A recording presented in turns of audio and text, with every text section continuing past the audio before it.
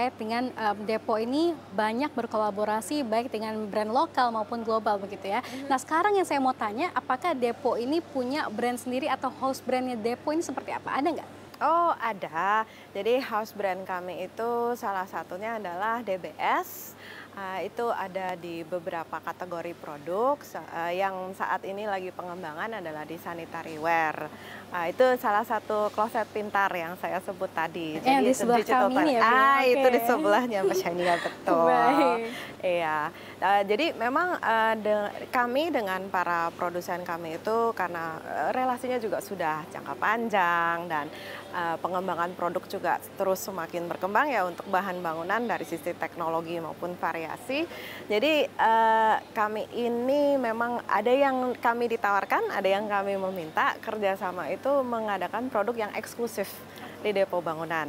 Jadi ada yang produk itu mereknya adalah house brand kami, ada yang karena bentuknya adalah kerjasama dan pengembangan bersama dengan si produsen lokal, itu mereknya adalah milik pabrik tapi eksklusif dijual di Depo Bangunan seperti itu. Wow, Nah itu ada beberapa di cat, ada dengan Vital, di keramik ada dengan Roman, ada dengan ke depannya akan ada beberapa lagi. Sebelumnya juga pernah dengan KIA. Jadi memang produk-produk seperti ini kami usahakan agar ini sesuai dengan tren dari pasar dan sesuai dengan permintaan konsumen di Depo Bangunan. Jadi dasarnya itu sebenarnya karena kami lihat opportunity untuk pengembangan pasarnya masih besar dan teknologinya juga masih baru. Jadi ya kami sama-sama mengambil kesempatan pengembangan ke situ. Oke. Untuk di berbagai cabang tadi, apakah juga house brandnya dan juga yang eksekutif brandnya juga ada? Eksklusif Ada. brandnya? Ada, jadi ada di semua lokasi Depo Bangunan, di setiap gerai ada dong, kan itu signature-nya kami begitu loh kira-kira. Ya, tapi juga secara ini kami memang semua produk di Depo Bangunan itu kan kita berusaha kualitasnya adalah ya ada di moto kami tuh good, better, best. Jadi memang semua produk itu even di luar dari house brand dan eksklusif brand itu kami biasanya cek dahulu sebelum kami adakan di toko. Jadi banyak kali kalau misalnya seperti cat gitu, itu literally kami mengaplikasikan cat di gedung parkir kami. Jadi kalau ngelihat agak-agak belang putihnya mungkin setelah pengecatan itu. Tapi di luar dari itu ya karena kami mau pastikan barang yang akan kami tawarkan ke konsumen itu memang barang yang baik yang dapat diaplikasikan dengan baik seperti itu.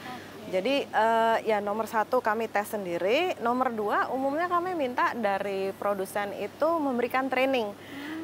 Jadi seperti saya bilang, orang kami di lapangan, sales people kami, aplikator kami yang nganterin barang, mereka tuh mesti udah ngerti barangnya sebelum dia bisa jualan. Kalau nggak kan kayak jual apa kucing dalam karung, nggak tahu jualannya produknya apa gitu. Nah, dulu aja pertama kali saya gabung di tim plumbing, itu saya diajarin oleh tim operasional kami cara bongkar pompa. Bongkarnya lancar. Membangun kembali agak lebih susah. Tapi kok itu salah satu contoh aja. Saya waktu itu di tim logistiknya, tapi tetap diajarin teknisnya dari pompa tersebut. Terutama kalau untuk pengembangan house brand dan eksklusif produk kami, itu kami juga bekerja samanya dari sisi teknis, dari sisi pengembangan, desain, dan seterusnya gitu. Oke, jadi semua pegawai Depo terinform juga, tahu pengetahuan yang cukup mendalam terkait dengan produk-produknya ya, meskipun mungkin mereka bukan sales people-nya. Ya, mayoritas lah. Okay, mungkin tim di kafe mungkin kurang mengerti, tapi tetap biasanya kami involve sampai ke customer service juga. Oke, lalu terkait dengan house brand ini, DBS begitu ya contohnya, ini kan memang smart closet. Kedepannya apakah juga sedang mengembangkan produk-produk yang house brand yang smart juga? Ini masih dalam pertimbangan karena terus terang ini yang kami sedang usahakan agar menyelaraskan dengan demand dari pasar. Karena kalau demand untuk smart closet itu sudah ada, terutama karena sekarang harganya sudah lebih terjangkau. Tapi banyak teknologi baru itu kan belum sampai ya ke konsumen. Jadi belum kepikiran bahwa mereka perlu produk digital tersebut atau produk teknologi terbaru tersebut. Jadi sekarang lebih banyak ke proses edukasi. Jadi kalau sudah sampai ke konsumen sekarang sudah ada produk dengan teknologi seperti ini dan demand-nya semakin besar, kami akan mempursue opportunity tersebut. Oke, balik lagi ke trennya tadi mungkin ya, yang diincar konsumen seperti apa. Betul. Oke Mbak Manda, kemudian sebetulnya apa sih filosofi layanan kepada pelanggan yang dipegang oleh Depo begitu ya, dan juga bagaimana perusahaan memastikan pelanggan belanjanya ini aman, nyaman, dan juga terpercaya? Jadi bagi kami setiap konsumen yang perlu bahan bangunan itu keperluannya pasti unik. Pasti mereka ada keperluan untuk tertentu, apakah dia renovasi, apakah dia rumah baru, mereka semua pasti keperluannya harus dilayani sesuai dengan kebutuhan dia gitu. Jadi nomor satu yang paling kami usahakan adalah di toko itu ada variasi pilihan produk yang cukup, yang menarik.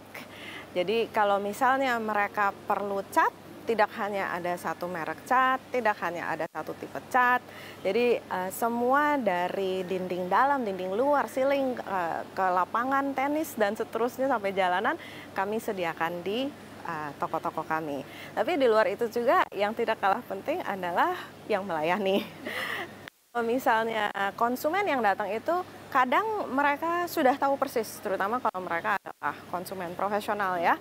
Jadi dia sudah tahu persis atau orangnya cukup teknis, misalnya dia engineer atau arsitek.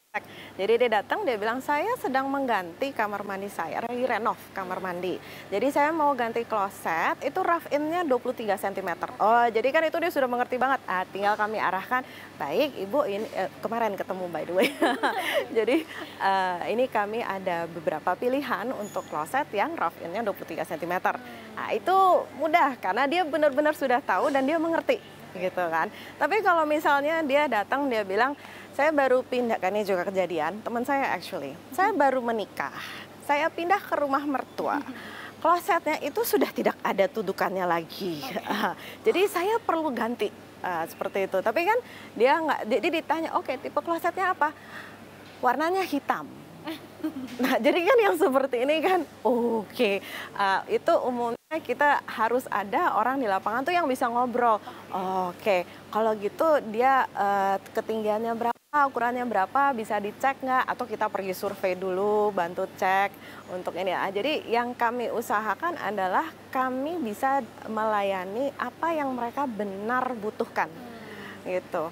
Contoh aja ya, saya sendiri waktu baru bergabung di Depo Bangunan, itu saya beli lampu untuk di kamar karena kan memang kamar baru karena baru pindah dari Amerika. Jadi itu saya beli lampu, jadi saya beli fixturesnya, saya beli TL-nya waktu itu masih TL. Habis itu sekitaran 4 minggu kemudian mati lampunya. Jadi saya ke toko lagi, saya mau beli lampu TL baru gitu kan. Terus udah gitu yang melayani saya itu tim Depo Bangunan tentunya. Itu dia bilang, Ibu bukannya baru beli? Iya, bukannya baru 4 minggu yang lalu? Iya, nggak mungkin udah mati Bu, itu pasti ada yang salah dengan koneksinya. Jadi saya minta tim aplikator datang dicek, ternyata benar koneksinya ada yang salah. Jadi saya nggak perlu beli lampu baru, yang saya perlu adalah betulin koneksinya tersebut. Nah, hal-hal seperti ini yang kami berusaha keras supaya tim di lapangan itu bisa melayani konsumen seperti itu. Oke, jadi apa kebutuhan konsumen itu diketahui persis begitu ya oleh tim yang melayani. Iya. Oke, baik. Ini menarik sekali ya. Tadi dari yang sudah tahu teknis sampai mungkin awam sekali begitu ya, dilayani dengan sangat baik. Dan juga tadi banyak variasi produk, ada yang good, better, dan juga best. Baik, kemudian dalam mengelola ribuan SKU bahan bangunan ini, bagaimana sih Depo memastikan adanya efisiensi logistik dan juga ketersediaan stok yang optimal? Ini penting sekali. Nomor satu tentunya dengan enterprise resource planning, pakai computer system. Kalau nggak sudah tidak sanggup. Jadi memang ERP kami itu sudah live nasional dan mereka semua dari tim kita itu bisa akses. Jadi bisa lihat stoknya ada berapa, di sini ada berapa, di Medan ada berapa, dan seterusnya seperti itu. Tapi juga memang kami ini ada di setiap gerai toko kami itu, kami ada gudang yang ini untuk pengadaan barang ya. Jadi gudang di setiap gerai itu bisa melayani konsumen yang perlu hari itu juga. Di luar dari itu juga kami ada kombinasi dari distribution center. Jadi distribution center ini akan membackup setiap toko-toko di daerah tersebut untuk memastikan jadi kalau misalnya barang itu diperlukan di hari tersebut atau berapa hari kemudian itu dapat dilayani juga. Ya tentunya tetap ada tantangan kalau di luar Pulau Jawa karena nggak semua produk bisa langsung ada maksudnya bisa diadakan di lokasi-lokasi yang jauh dari pabrik gitu, dan pabrik bahan bangunan sebagian besar adanya di Jawa. Oke, jadi memang strategi tadi dengan memastikan ada ya ibaratnya warehouse kecil begitu ya di masing-masing toko, ada ketersediaan pengadaan barang tadi. Oke, tapi untuk pengiriman sendiri apakah biasanya ada kendala atau mungkin lancar saja sejauh ini? Sebenarnya dibilang relatif lancar karena kami harus mengerti resiko dan isu dari pengiriman itu seperti apa.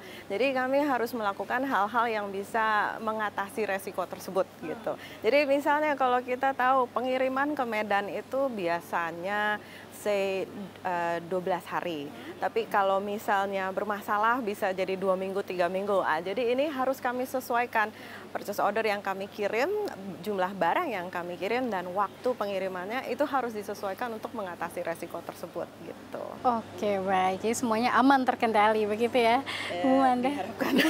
Baik. Kemudian yang menjadi pertanyaan juga kan kita tahu banyak juga nih toko-toko bahan bangunan lainnya. Apa yang mungkin menjadi keunggulan Depo Bangunan agar stay kompetitif dengan yang lainnya? Oh ya, itu yang kita tidak boleh berdiri diam saja. Jadi nomor satu, toko kami itu harus, sebenarnya semakin banyak toko akan semakin baik karena jadi jangkauan dari toko kami untuk konsumen publik itu semakin banyak, ya kan. Jadi kalau sudah ada toko di Kalimantan kan jadi bisa melayani konsumen di Kalimantan seperti itu. Tapi di luar dari itu kalau misalnya mereka datang ke toko Depo Bangunan kan juga harus senang belanja bahan bangunan di kita gitu.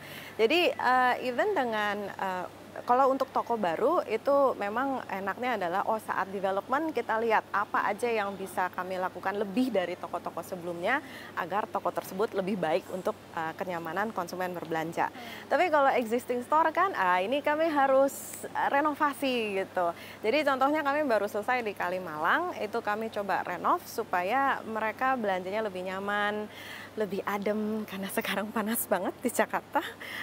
Contoh lain kalau di sini nanti kami segera akan ada pergantian layout juga. Tujuannya ya agar saat konsumen masuk itu lebih nyaman, mendapat kesempatan belanjanya juga lebih nyaman, belanjanya juga lebih enak, ngelihat produknya juga lebih baik gitu. Tapi yang nggak kalah penting kembali adalah tim kami, operasional kami, orang-orang kami. Ya, dan memang tim kami ini kami terus adakan training, baik hard skill, itu technical knowledge ya, jadi untuk produk terutama. Sama dari cara menginstalasi produk, cara untuk mengatasi produk bermasalah. Jadi kami itu ada kerjasama dengan para produsen kami.